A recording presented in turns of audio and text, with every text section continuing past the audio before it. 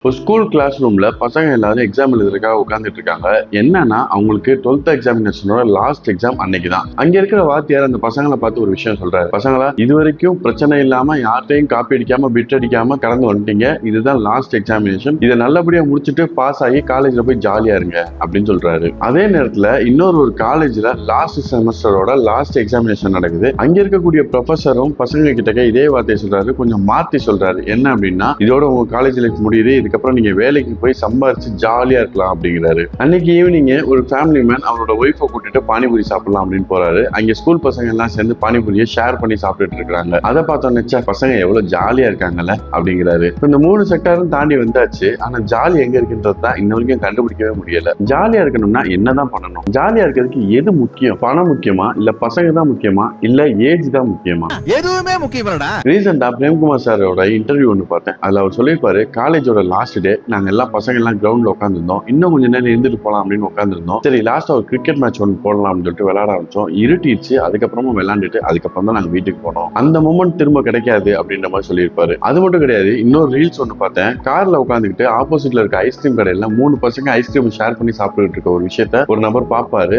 பார்த்த உடனே அவருக்கு கண்ணெல்லாம் கலங்கிடும். அவங்க ஒய்ஃப் கேட்பாங்க, ஏன் அப்படின்னு கேட்பாங்க. உடனே சொல்லுவாரு, காசு இல்லாத நேரத்துல இந்த 3 பேர் எப்பவுமே கூட இருந்தானுங்க. இப்ப என் கையில காசு இருக்கு, ஆனா அந்த 3 பேர் தான் என் கூட இல்ல அப்படின்னு சொல்லி ஃபீல் பண்ணுவாரு. ஒரு விஷயம் நம்ம ரொம்ப நல்லா புரிஞ்சுக்கணும்னு நினைக்கிறேன். We cannot go back and enjoy the moment we passed. So enjoy every moment until you have your last breath. நம்ம பயணப்படும் போது பார்க்கிற அழகான விஷயங்கள் எல்லாத்தையும் ரசிக்க முடியும், ஆனா எல்லாத்தையும் ருசிக்க முடியாது அப்படின்றத நம்ம தெரிஞ்சுக்கணும். ஸோ உங்க வாழ்க்கை பயணத்துல முடிஞ்ச அளவுக்கு நல்ல நல்ல மெமரிஸை நீங்க கலெக்ட் பண்ணி வைங்க. அதுதான் உங்க நிழல் போல கடைசி வரைக்கும் அவங்க கூட வரும். லாஸ்டா ஒரே ஒரு விஷயம் சொல்றேன். நீங்க நினைச்சு பார்க்கறதுக்கு நல்ல மெமரிஸும் அதை உட்கார்ந்து நினைக்கிற அளவுக்கு டைமும் உங்களுக்கு கிடைச்சது அப்படின்னா அதுதான் மிகப்பெரிய வெல்த் அப்படின்னு நான் நினைக்கிறேன்.